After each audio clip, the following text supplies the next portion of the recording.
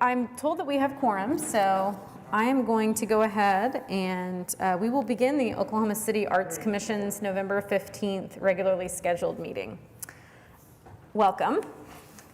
Before the commission votes on each item, I will ask staff to provide details on each case. I will ask if the applicant has anything to add, and I will also ask if any members of the public wish to speak. If you wish to address the Arts Commission, you will be recognized. You will go to the side podium one at a time and state your name and address for the record and begin your comments. Please limit those comments to no more than 3 minutes. We will now conduct a roll call vote. Every month I say the same thing by accident. We will now conduct a roll call attendance. So Mark, can you conduct that for us? Thank you, Madam Chair. Commissioner Bailey. Present. Commissioner Kovash. Present. Commissioner Salyer. Commissioner Booker. Here. Commissioner Chambers. Commissioner Cooper. Here. Commissioner Duong. Commissioner Eichmann. Commissioner Hill. Commissioner Loftus. Here. Commissioner Moussant. Here. Commissioner Ramirez. Commissioner Seward. Here. Commissioner Smalling. Present. Commissioner Williams. Madam Chair, that completes the roll call vote. You have quorum. Thank you. I want to take a second to recognize someone that will be a new addition to our Arts Commission meetings.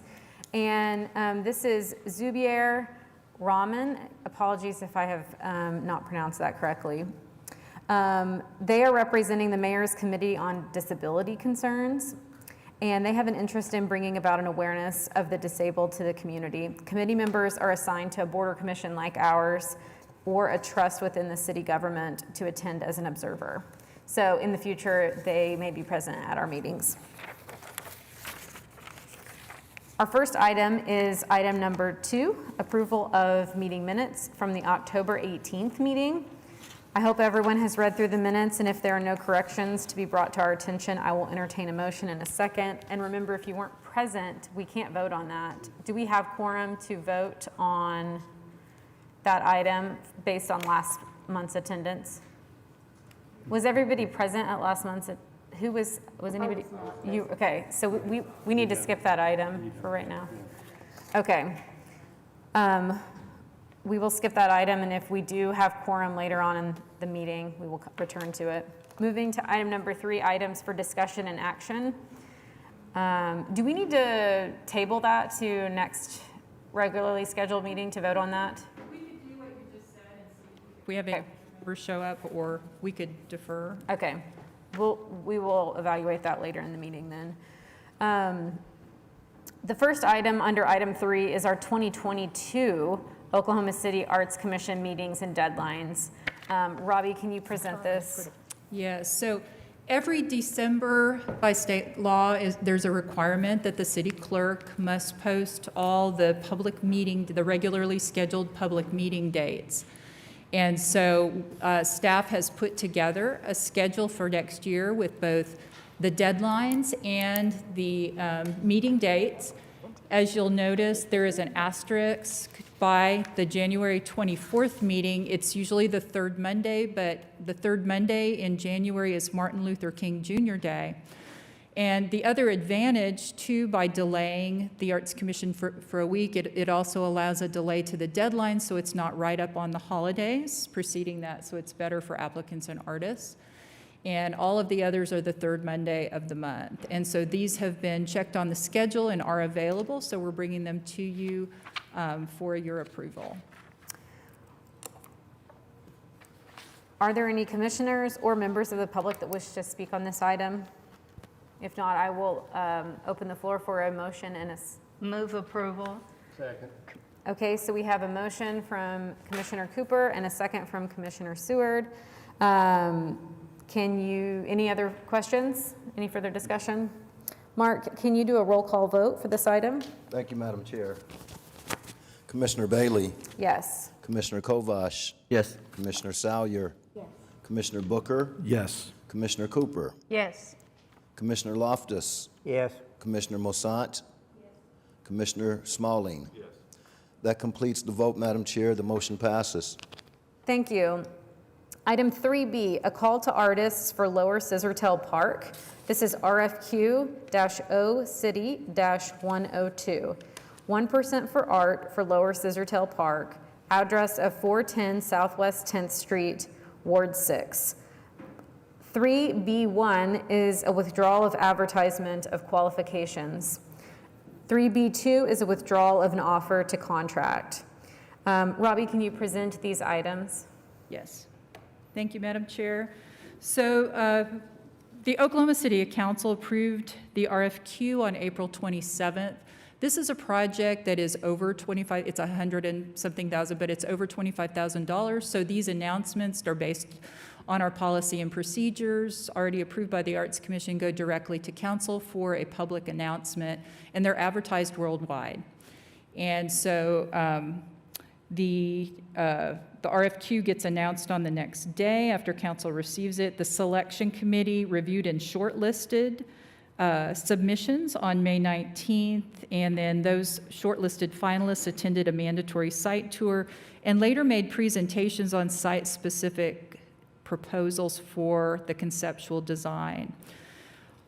On August 2nd, when the committee met, they determined that the conceptual design reports for Rio Florido by local artist Beatriz Mayorga and international artist Corin Rallstadt, who were collectively proposing as Visual Design Studio LLC. They decided that they best met the criteria, and this came to the Arts Commission, was presented to you on September 20th, and you recommended that to City Council. As staff moves forward and negotiates those agreements to be brought to the City Council, there's a lot of due diligence work that we do. In the case of a team where it's not an existing studio, we seek to verify the relationship of the team members. You know, is one a principal artist? Are they equal team members? Is one a consultant, advisor, vendor to the other? And the other information that we sought, because it's very important to the payment schedule on the contracts, is what is something in writing that reflects the actual cost to the project for the items, the materials that will be used for the project. So in seeking both of those, we came across a situation that we have not seen yet before, where there were irreconcilable differences between the two team members who had never worked together before. One of the team members decided to withdraw from the project, and after letters and phone calls were made requesting the information again, the other team member did not respond. So that's why we're asking you now to go ahead. We'd like to withdraw. We'd like to re-announce, go through the process again, and find it'll be a new concept, new design team, or individual. Are there any questions from commissioners on this item? Commissioner Kovash. Will there be any problems with the this team bidding on future projects? No. If they wanted to come back in, I mean, it would depend on what the selection committee thought. The first selection is a blind selection jury. I doubt that these two would, since they have irreconcilable difference, I doubt that they would partner up again without a very clear understanding of what that relationship is. I would suggest that this was probably a really good learning relationship for both parties. Yeah, I just wanted to make sure that the one Yeah. that we know is not going to be prohibited from bidding in the Right. future. I mean, each project is, it's selected. We are planning on using the same selection committee, though. They seem to work together well. They have a great understanding of the project area, and most have indicated that they would like to do that. Robbie, is the process, the selection process, while you're going to keep the same committee, is it starting from scratch? It is. It's starting with a fresh announcement that Randy is in the process of writing now. Through the process, you learn a lot about what you might desire as a city for a site that you didn't know, 6 months ago. And so we, along with the stakeholders, learned a lot about the site And we'll be able to describe that in a little bit more specific detail from the beginning. And so that's why we're choosing to go ahead and rewrite most of it. And of course, it'll have a new schedule. But we still feel pretty confident that we can bring something to council in December that is the new announcement along with these things, if the Arts Commission recommends it, and still stay on track for an installation late next year. So, What is the projected opening of that part of the park? is that September? The opening of the lower Scissortail Park, is that like September of next year? We're currently anticipating late August. Okay. So that whatever the art project is, it's not likely that it will be there We're hoping that it will be. when it opens. We're making that our desire in the call to artists, and so we will see if that can happen. We know that the upper Scissortail Park is also on that same trajectory, so that would be kind of exciting to have a lot going on in the park at that time. Mm-hmm. But even with, even if it is not installed by the time the lower park opened, what we found with the upper Scissortail Park is it provides another moment for the public to come back and visit the park. It provides that other media event because it's another big thing happening in this large public park. So it's not the worst thing in the world. So my understanding is that we can vote on these two items together, or if commissioners do desire, we can separate the two items, the withdrawal of advertisement for qualifications and the withdrawal of offer to contract. That's correct. Hearing no concerns about that, I would like to move forward and open the floor for a motion on these items together. I so move. Okay. To vote on both of them as a single item. Okay. Second. We have a motion from Commissioner Seward and a second from Commissioner Kovash. Any further discussion? Hearing none. Mark, can you do a roll call vote on this item? Thank you, Madam Chair. Commissioner Bailey, Yes. Commissioner Kovash, Yes. Commissioner Salyer, Commissioner Booker, Yes. Commissioner Cooper, Yes. Commissioner Loftus, Yes. Commissioner Mosant, Commissioner Smalling. Yes. That completes the vote, Madam Chair. The motion passes. I also vote yes. I'm sorry, Commissioner Seward. Thank you. The motion passes. Item 3C, currently untitled, a two-dimensional painting by David Holland, 1% for art for the interior of the Earlywine Golf Course Clubhouse, located at 11600 South Portland Avenue in Ward 5. Randy, can you present this item for us?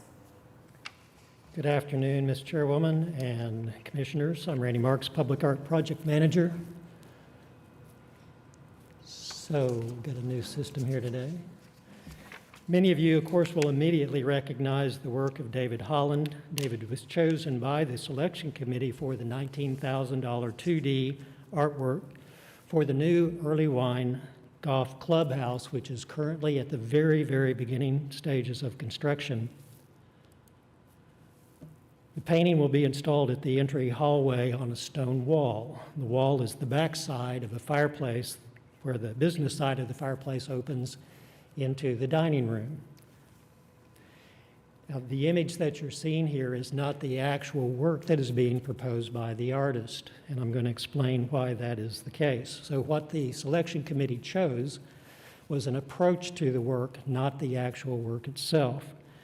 So this project has a long lead time of 14 months. The artist is going to spend the first period of that time visiting the site several times so that he can choose what he called the most picturesque moment on the course to use in his composition for the landscape element, the landscape element of the painting. The skyscape will actually probably be photographed at another time and in another place, and then he'll marry these two images together for exactly what he wants to display for the Earlywine painting. In the next image that we'll see here, This is an example of his method. So this is a photograph that David took of, a live event, thunderclouds on the horizon that we're very familiar with here. So he watches for these kinds of events and then he photographs them. And then in this next image, this is the painting that came from that photograph. And you can see that he enhanced the details and the colors. And so he's going to take that same approach on the painting here.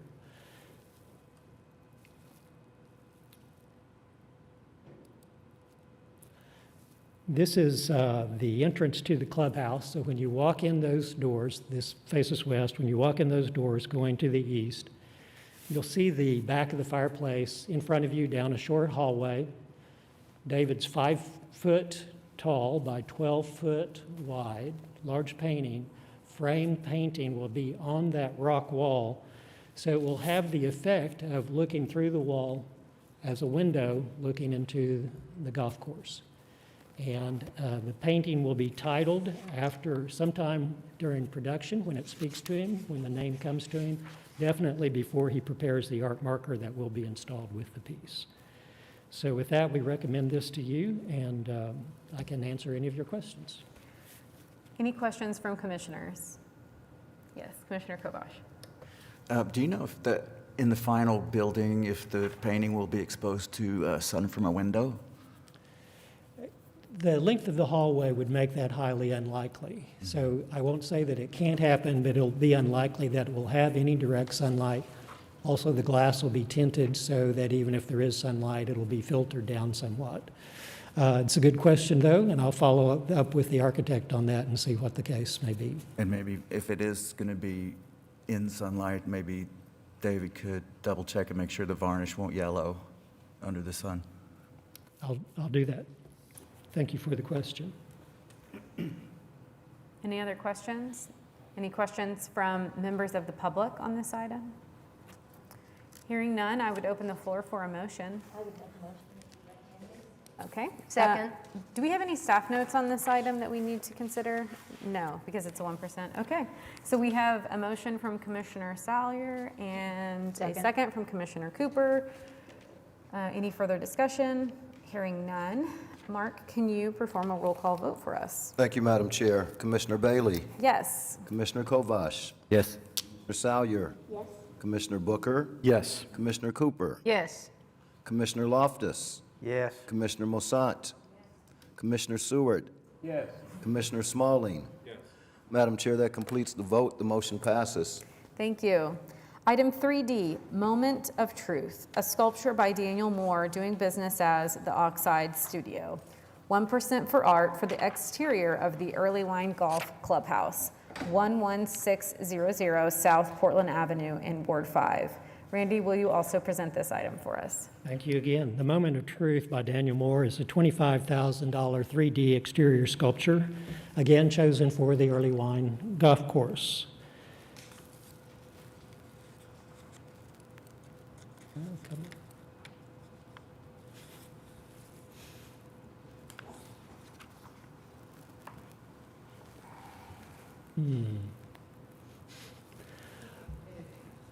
So the solid steel work depicts a golfer at the exact moment in a swing at which all is determined. Some of our commissioners will know that point extremely well. Dan made a 1/10 scale model out of steel, as you can see in these images that he presented to the selection committee. And the work itself will be an imposing 10 feet tall by 4 feet wide at the widest point and firmly mounted on a concrete base. The final location for the work has not been decided. There are 3 possibilities in this image and the next 2 images. So this is at the 18th hole, if I remember correctly, just immediately to the back of the facility. Uh-oh. Let's see what happened here. Okay. Here we go.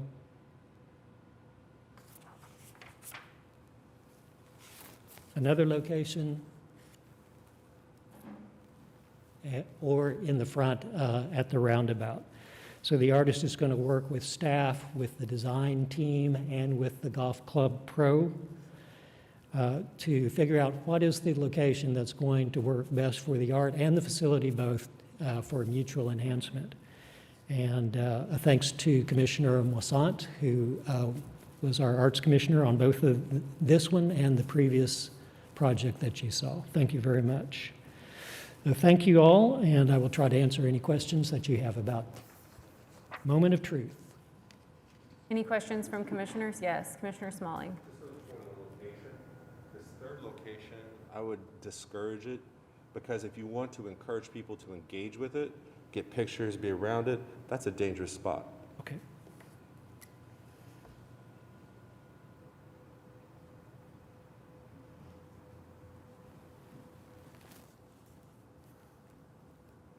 Thank you. Questions, comments? Any members of the public wish to speak on this item? Hearing none, I would open the floor for a motion. Yes, Commissioner Smalling, and a second from Commissioner Moissant. Any further discussion? Okay, hearing none, let us move forward with a roll call vote. Mark? Thank you, Madam Chair. Commissioner Bailey, Yes. Commissioner Kovash, Yes. Commissioner Salyer, Commissioner Booker, Yes. Commissioner Cooper, Yes. Commissioner Loftus, Yes. Commissioner Moissant, Commissioner Seward, Yes. Commissioner Smalling. That completes the vote, Madam Chair. The motion passes. Thank you. Item 3E, a report on participatory art making for family ties by Nick Bayer. A 1% for art for the MAPS 3 Senior Health and Wellness Center number 2, the Pete White Health and Wellness Center, located at 4021 South Walker Avenue in Ward 4. Right here? And we will be hearing directly from Nick. Can you state your name and address for the record? Yes, my name is Nick Baer, and I live at 4221 Corner Drive Northeast. And anything else? Are we ready? That's all. Thank you. So I created this piece, Family Ties. And Family Ties is basically, it's a community-based art project, and it's at the Pete White Health and Wellness Center number 2. And the major concept for their piece was focusing on family and family connection, and how something like a piece of fabric in the form of a dress, a tie, a blanket, or a quilt can keep family connection alive even with someone who's no longer with us. And we also recognize how fabrics can represent one's culture, one's personality, and also one's individuality. So we wanted to focus on family and family connections because we all have family, right? That's a kind of a universal thing. So it was something that we all really had in common. And it was another way to really get the most engagement out of the members is by having members donate different fabrics that represented something to them or a family member to them and donate those to the project. And then we would take those fabrics, turn them into fabric tiles, and incorporate them into our mosaic. So a great vessel for the mosaic itself was in the form of a tree. And I'm going to try to get to an image where you can see the tree here. So we chose a tree just for the fact that it works structurally for what we were doing, but also has that connection and tie to a family tree. So we have one tree that represents hundreds of different families. And we also recognize that not every family is the same. They all look a little bit different. So we wanted a way to represent that. So sometimes family can be community and it can be friends. So we represented that by, in our tree, we have a community of different creatures that the members help design and select that then inhabit our tree itself.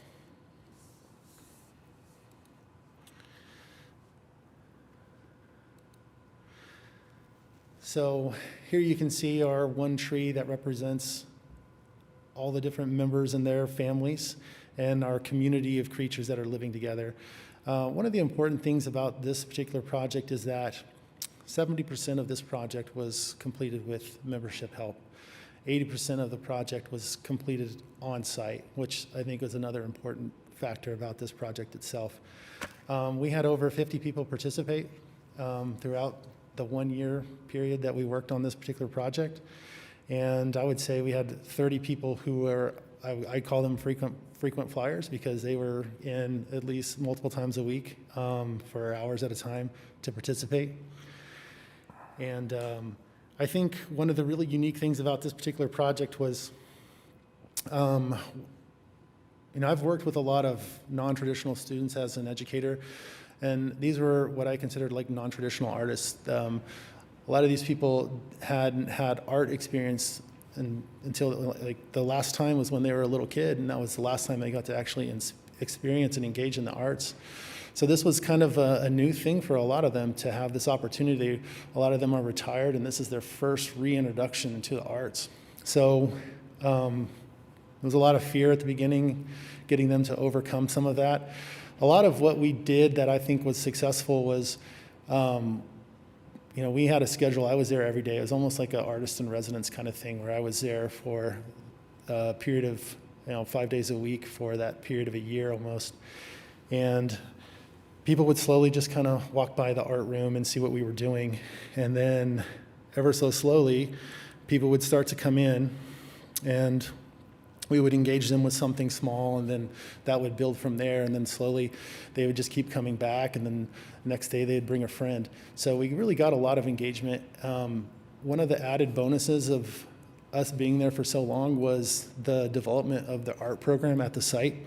So before I got there, there was an arts room, but the art program itself was almost non-existent. When we started the project, they hired a arts coordinator to help with the project. And with the arts coordinator's help, we were able to generate a lot of energy and enthusiasm towards the arts program. And I'd say today, if you went to visit the center, the arts room is one of the most active areas on the campus itself. So it's either the arts area or the pool. So that's where you're going to find everybody on site.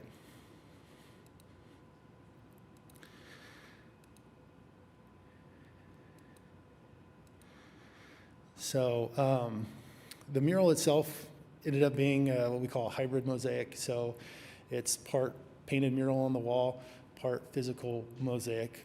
The fabric that we ended up using, we created those fabric tiles. That was an epoxy resin that we used to create those individual tiles. And then we paired that with traditional ceramic tile mosaic to come up with our finished piece. And that's really all I have as far as the report itself. But if you guys have any questions about the project or any processes that we went through, yes? I just want to say something. I happened to be there the night that you had the reception for the people that donated their hours. And you're talking about, I think if I'm right, it was like some of them were 800 hours, some of them were 600 hours, all of that. And the pride that those people had. I mean, the ladies would take me up there, and down here in this, part where the green is, that was her mother's dress from 1957. And they would show me where you worked in a little OU, where somebody else worked in an OSU. And I mean, the pride you felt that day, and they would have their granddaughters there saying, okay, Grandma did this part, and it just, that thing is going to have a longevity long after probably you and I are both around, because the people had such pride in doing it. I thought it was a wonderful project. Yeah, that was exciting to see the amount of ownership and pride people did have over the work itself was pretty wonderful. Mm-hmm. I remember you bringing this before us a couple of years ago, and it's so great to see it finished and to have accomplished the goal that you set out, which was really participatory. So thank you for that. Yeah. It was important to have that participation and to have the amount of participation that we wanted. Part of that that's why that time frame was, originally we were looking at 6 months, and it ended up going a year. But being a local artist, I was able to adapt and make those, to fit the goals of the project itself. So that kind of just worked out that way.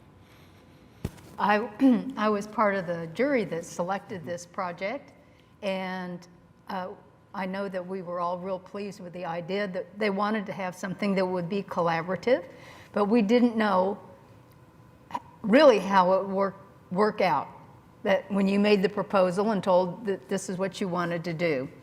So I'm so pleased and excited for the Wellness Center and the community that this project is such a resounding success and has so much meaning to so many people that is really expanded way beyond its being a piece of public art. It is a part of the fabric of that community.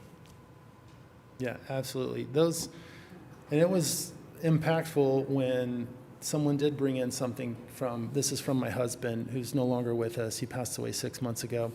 It was good for them to have a little bit of that moment to memorialize them, and then importance for them to have that piece of fabric.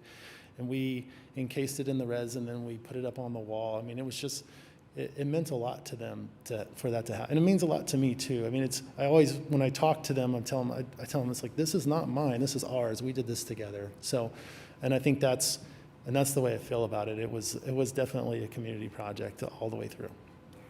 Would you recommend that we do more participatory art projects in the future? I mean, absolutely. I think it takes a certain type of person to be able to handle that kind of community engagement.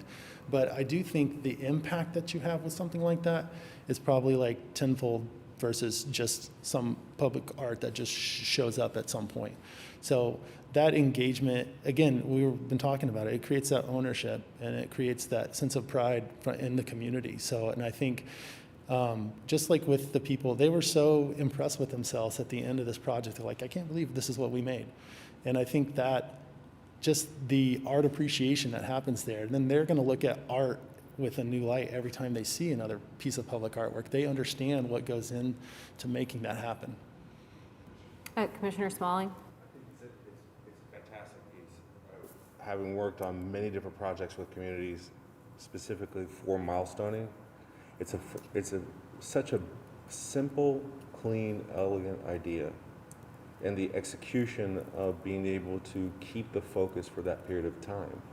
And you're absolutely right. It's a specific kind of personality.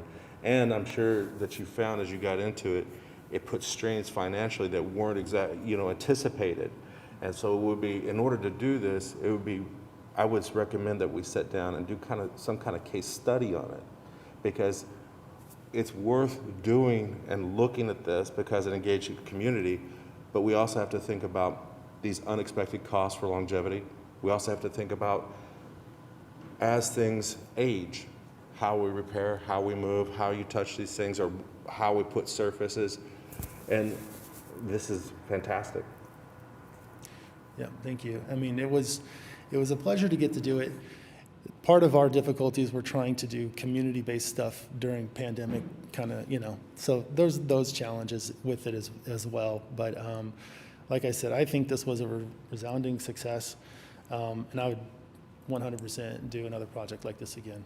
Well, thank you for your work on this project, but also thank you for coming back to commission and sharing this, because this isn't something that we do often, and it was a new item. So hearing feedback and getting a better understanding of how that process played out is very helpful moving forward with new projects that we may want to open up.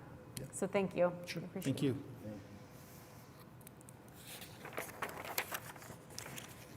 Okay, we're now to item 4, which is the consent docket, and we only have one item this month. Could we receive that report? We do. Oh, no. Yeah. We need to receive that report and vote on it. I would open the floor for a motion to receive this report. Commissioner Seward? Second. And a second from Commissioner Cooper. Any further discussion? Hearing none. Mark, can you do a roll call vote for us to receive that report? Thank you, Madam Chair. Commissioner Bailey, Yes. Commissioner Kovash, Yes. Commissioner Salyer, Commissioner Booker, Yes. Commissioner Cooper, Yes. Commissioner Loftus, Yes. Commissioner Mosant, Commissioner Seward, Commissioner Smalling. That completes the vote, Madam Chair. The motion to receive passes. Thank you. Now to item, sorry, Commissioner Cooper. Well, I just wanted to give a applause to Nick Baer for his willingness to have taken the time on what was supposed to be a 6-month project, went way longer than that. He lived with the project. His involvement made it happen. And it was so much more than was expected in the project, and I just think that he deserves some applause.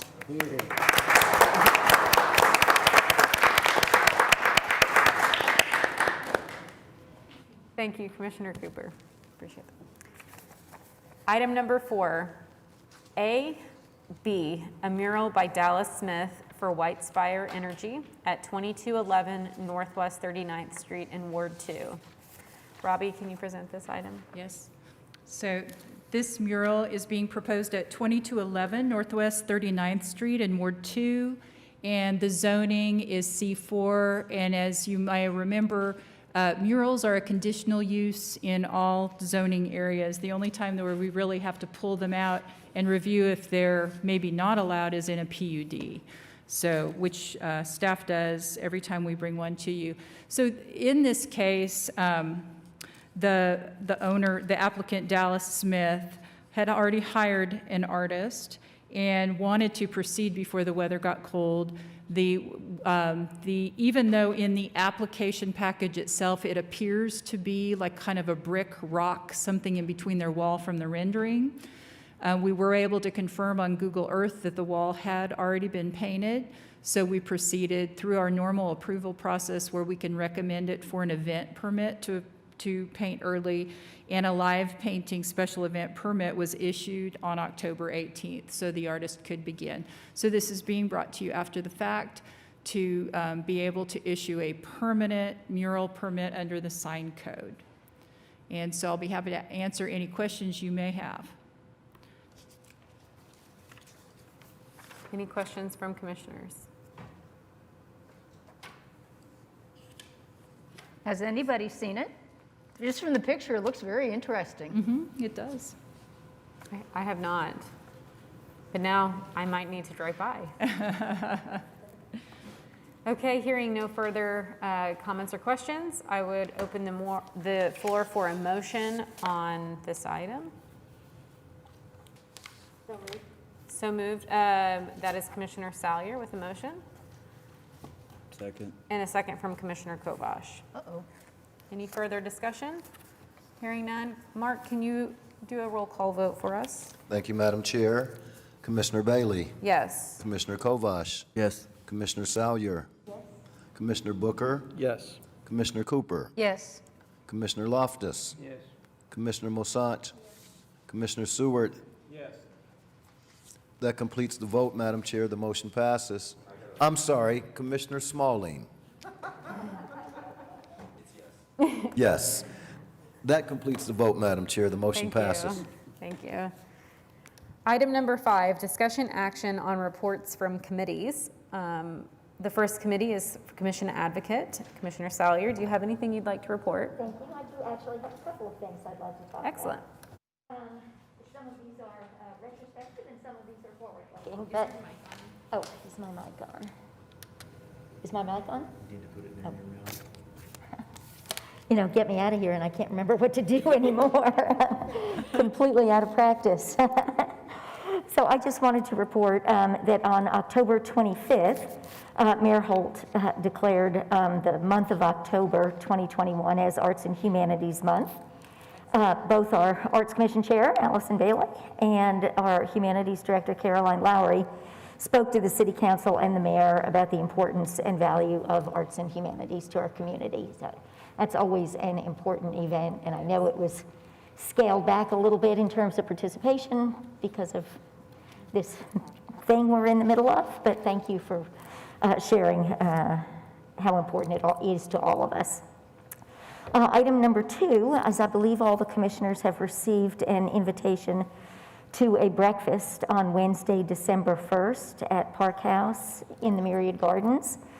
The speaker for that event will be Dr. Crompton, and he will be talking about the economic development value of and benefits to the city of parks. And, as we're all aware, much of our art collection is housed either in parks or along trails. And it is a subject that should be of interest to all of us, so I would encourage everybody to attend if that's possible. This Thursday, November 18th, the Paseo Arts Association hosts their annual awards event. It will be at the Skirvin Hilton Hotel. And I think it's important for us to recognize this year's honorees, awardees, and they are Joy Reed Belt, who will be receiving this year's Legacy Award. The 2021 Artist of the Year Award honors our very own activist and rapper, J.B. Williams. We're very proud about that. The Volunteer Service Award will recognize Brian Doherty, who's the Program Director of Parks and Public Spaces, for his time at Oklahoma City Community Foundation. Brian is unbelievable. If anybody ever needs to plant anything, anywhere, Brian is the guy to talk to about it. He's just wonderful. Julie Cohen, who's President and CEO of the Oklahoma Arts Institute, will receive the Michi Susan Award. Bleakley is the recipient of the Emerging Artist Award, and Oklahoma Contemporary is this year's Creative Placemaking honoree. So congratulate each of those folks as you see them, and hope to attend on the 18th. Commissioner Cooper was kind enough to bring to our attention, there's a wonderful article in Western Art and Architecture magazine about Oklahoma City. And it's called Sunny City on the Southern Plains, and talks about all the great art opportunities that we have in the community. So that was really nice to see, and thank you, Commissioner Cooper, for letting us know about that. The 44th Oklahoma Governor's Arts Award was held on November 9th. There were honorees from all over the state recognized for the tremendous work that they do supporting the arts and culture in our state. Oh, I guess we particularly would like to pull out Dr. Bob Blackburn from Oklahoma City as one of those recipients after such an illustrious career at the Oklahoma History Center and others. And then, as I usually do, I just would like to mention what's happening at some of our museums.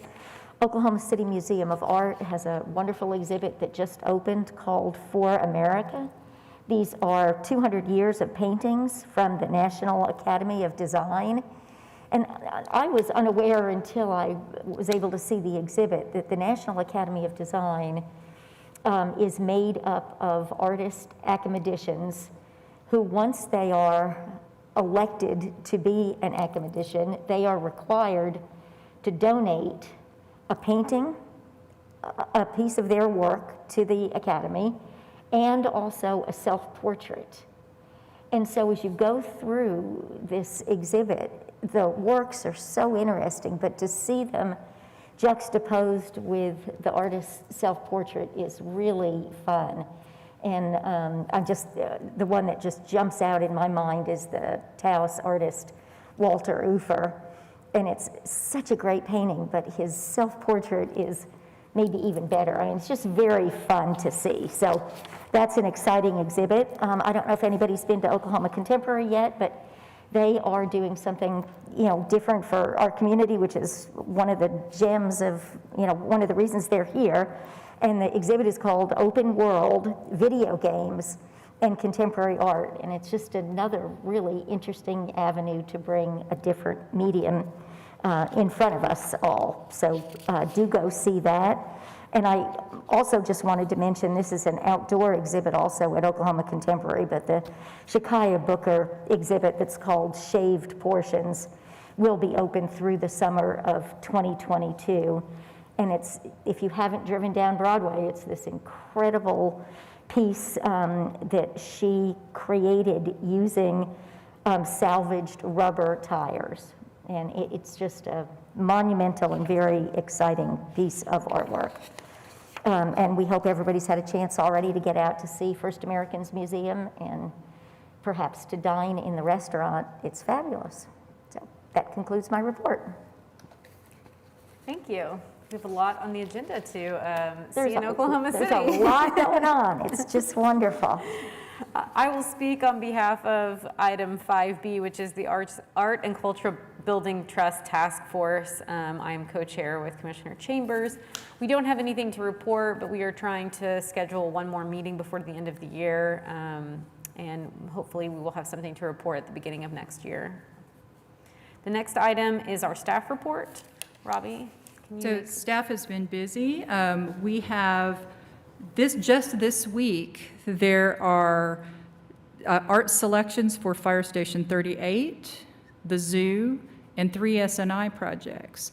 So with that, you'll understand why last month in our Leading for Results reporting, we had 0 installations because we were busy working on announcements for that. They kind of ebb and flow with the times. And then we had 2 private sector completions, and that is our staff report. Thank you. Item number 7, comments from commission members. Does anyone have a comment that they'd like to add? Yes, Commissioner Loftus.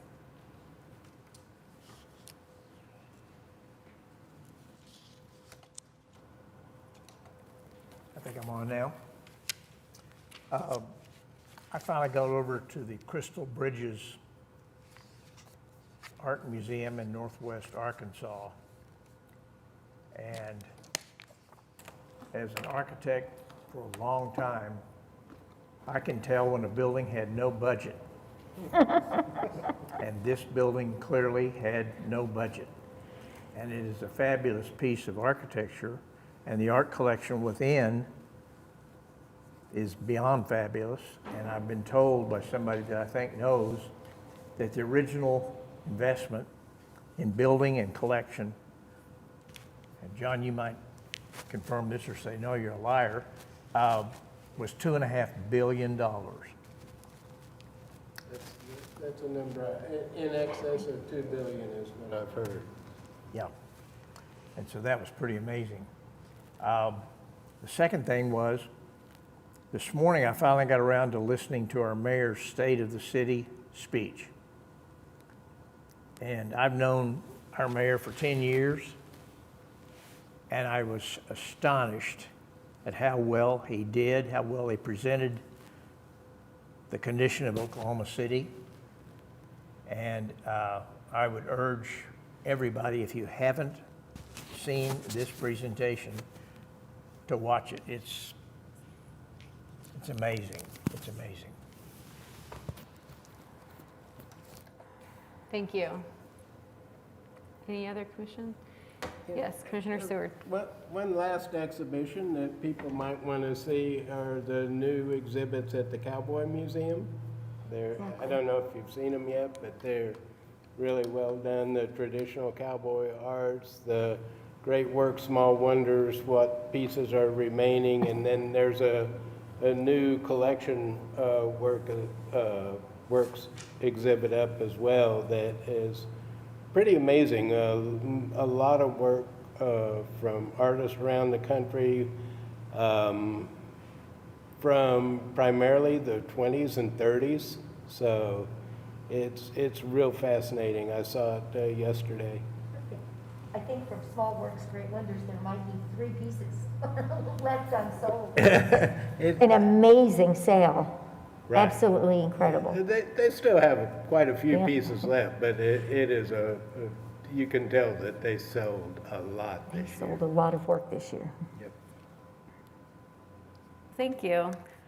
Are there any public comments to add to the meeting today?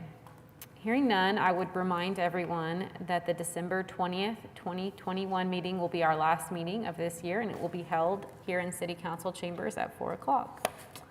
Hearing no further comments, I will adjourn. Thank you.